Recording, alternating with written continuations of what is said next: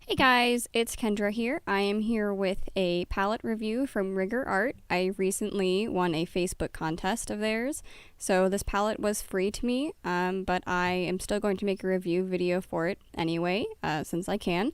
You can get this product on Amazon. It's usually about $21.90, but currently, as I make this video, it's on sale for $13.99.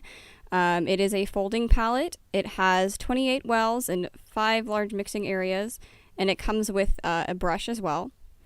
It has a thumb hole. It's about 10.2 inches by 5.1.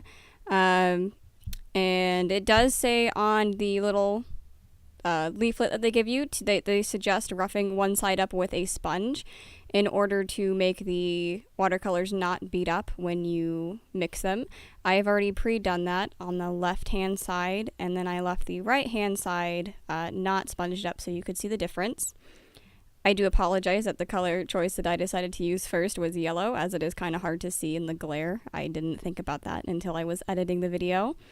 But so the side that I am currently putting the paint on is the roughened up size. You can see that it doesn't beat up. It does pretty well. This brush that comes with it is nothing to write home about. It is just a brush. It doesn't hold water very well. I didn't like it very much. But you can see that the palette does hold the color well without beating it up. Right now it's not as wet, so it's kind of just clumping together. This is on the other side. You can see it beads up almost instantly. Personally, though, it didn't bug me when it beaded up. I actually almost prefer it. I'm not quite sure why. I have no logic reasoning behind it. It's just what I wanted to, what I liked, what I preferred. I pre-drew a picture of 2 Pokemon, Plusle and Minun. I'm going to speed through the actual painting process. Otherwise, this video would be like 30 minutes long, and I don't think anybody wants to watch that. But yeah, like I said, the brush is okay. It doesn't hold water very well, but it's not actually one of their brushes. It's just a freebie that comes with the palette, so I wasn't expecting it to be amazing. They are coming out with their own brush line. Hopefully I will get to review those as well, so I can let you guys know how those work. This is just me mixing more colors. You can see I did prefer the side that beat it up. I really don't know why. I think I just like the way it looked and how the way it felt. But over time, even if you don't roughen it up with the sponge, you will get the rougher texture that comes with roughing it up with a sponge. They suggest using a house sponge, a clean one of those ones that has like the green end that's really, rough, that you would use to scrub really hard with. It doesn't take a whole lot.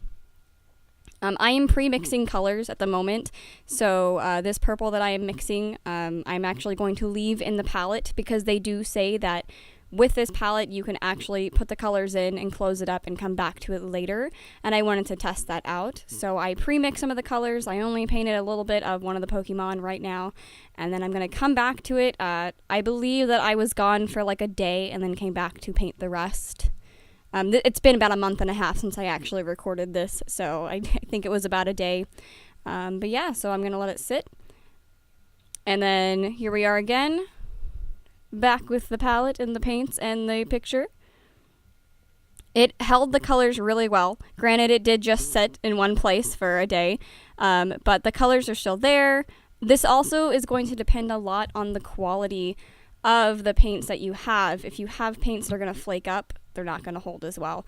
I did switch to using my Winsor and Newton brush. It comes with the small travel set. I just really could not stand the brush that came with this palette, unfortunately.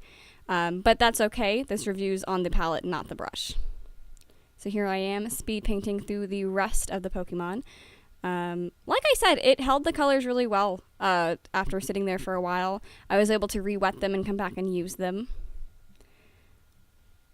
Like I said, that will depend a lot on the quality of paints that you use. If you use low quality paints, they are more likely to flake. I am currently using the Dollar Rowney watercolors. I honestly think that I bought these ones from Walmart. They're a practice set, so that way when I practice painting, I don't use my good watercolors. But they don't do too bad, actually. They have nice colors, they're usually pretty easy to work with, and they don't flake too much. I'm just going through a couple washes of the watercolors. So, like I said, it's been a while since I've received this palette. I do really, really like it. Having been like a month and a half since I first did this video, I'm really glad that I waited so long before I actually recorded the audio for it. This palette fits inside my binder quite well. As you can kind of see, I'm using watercolor that is 3-hole punched in a binder. I like to get the Canson the cold press watercolor paper, and I like to cut it up. I get the really large sheets of it and I cut it up about half the size, and then I put it into the binder to carry around with me to do practice, and to just kind of carry it. Fits right in a backpack. And the palette fits right into the little pocket inside the binder. So I have all my colors with me at any time. Anytime that I want to just start painting, I can. It's really nice for color hoarders like me. I have a really hard time washing my palettes. I have many palettes just sitting around that still have colors on them from months ago because I just can't bring myself to wash them, to be done with them. So this palette is really nice for that. It's also very lightweight. I have very tiny hands, so I was really afraid of this palette being awkward to hold, but I found myself wanting to hold it more than I wanted to set it down. The way that they have the palette designed, when you put your thumb in the hole and you hold it, it's not too heavy, it's not awkward, it's not in the way.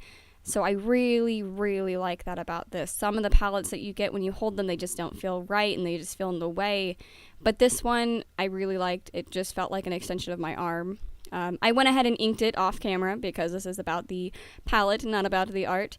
I used the Faber-Castell India ink in black. You can just get it at Michael's or online.